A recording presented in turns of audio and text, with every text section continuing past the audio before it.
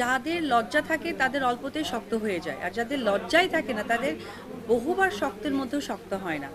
যাদের লজ্জা থাকে তাদের অল্পতেই শক্ত হয়ে যায়, আর যাদের লজ্জাই থাকে না তাদের বহুবার শক্তের মধ্যেও শক্ত হয় না। আমি চাই না পারিপার্শ্বিক যে কাদা ছোড়াছড়িগুলো হচ্ছে এগুলো বাচ্চাদের উপর ইফেক্ট আসুক। দেখ না, আমি ভক্তদেরকে বলবো আসলে মনক্ষুণ্ণ হয়েছে, 100% রাইট আছে তাদের, কারণ জয়কে অনেক ভালোবাসে। এ পর্যন্ত জয়কে ভালোবাসা তার পরিবারের বাহিরে আমার ফ্যান ফলোয়ার পরিবাররা তারা করেন, তো অবশ্যই তাদের অধিকার থেকে বলেছেন। তবে প্রত্যেকটা মা বাবা তার সন্তানের একটা সুস্থ উজ্জ্বল জীবন চায়। আর আমার এখানে বাইরে পাঠানোর আরও বিশেষ কারণ আমি যেটা কখনো বলতে চাইনি, বাট একটি কথা বলতে চাই, আমি চাই না পারিপার্শ্বিক যে কাদা ছোড়াছড়িগুলো হচ্ছে এগুলো বাচ্চাদের উপর ইফেক্ট আসুক। That's it. দিদি, এই যে প্রতিবারই কিছুদিন পর পর দেখি যে বিশ্বাসকে কেন্দ্র করে সোশ্যাল মিডিয়ায় একটা গ্রুপ হোক, এই যে কাদা ছড়ি বিষয়টা একে টেনে ওকে টেনে আপনার নাম জড়িয়ে তারপর জিনিসটাকে ছড়িয়ে দেয় চারিপাশে।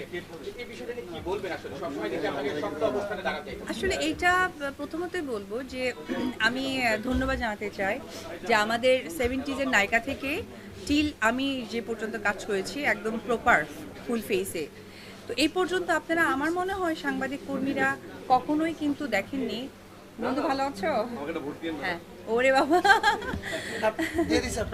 তো ওই জায়গা থেকে যেটা হচ্ছে যে আপনারা সকলেই দেখেছেন যে 70s থেকে এই পর্যন্ত আমি যতদিন অবধি একদম ফুল ফেসে কাজ করেছি ততদিন পর্যন্ত না, মানে ইন্ডাস্ট্রির কথা নিয়েই আমাদের মনে হয় যে আপনারা কথা বলতেন বা কথা আসতো, কিন্তু এখন বিষয়টা একেবারেই কেমন হয়ে গেছে না, ব্যক্তিগত ছিল একটা সময়, এখন ব্যক্তিগত থেকে না মানে ব্যক্তি ঘর ডোর অবধি চলে গেছে। তো এটা আসলে এটা আমি শিল্পী হিসেবে খুবই লজ্জিত, কারণ এটা আমাদের চাওয়া না।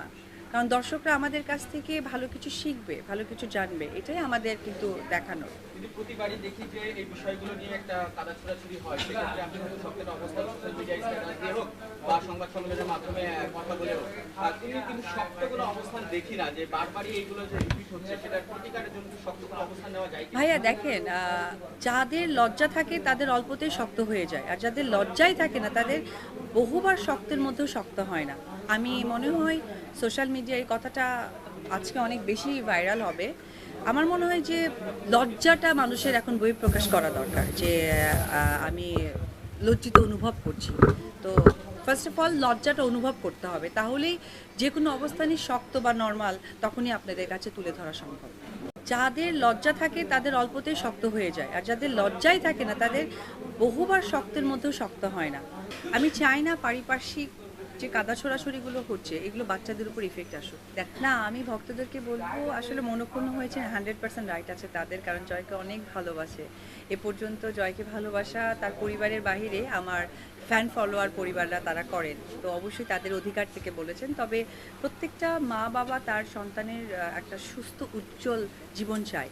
আর আমার এখানে বাইরে পাঠানোর আরও বিশেষ কারণ আমি যেটা কখনো বলতে চাইনি, বাট একটি কথা বলতে চাই, আমি চাই না পারিপার্শ্বিক যে কাদা ছোড়াছড়িগুলো হচ্ছে এগুলো বাচ্চাদের উপর ইফেক্ট আসুক। That's it. দিদি, এই যে প্রতিবারই কিছুদিন পর পর দেখি যে বিশ্বাসকে কেন্দ্র করে সোশ্যাল মিডিয়ায় একটা গ্রুপ হোক, এই যে কাদা ছড়ি বিষয়টা একে টেনে ওকে টেনে আপনার নাম জড়িয়ে তারপর জিনিস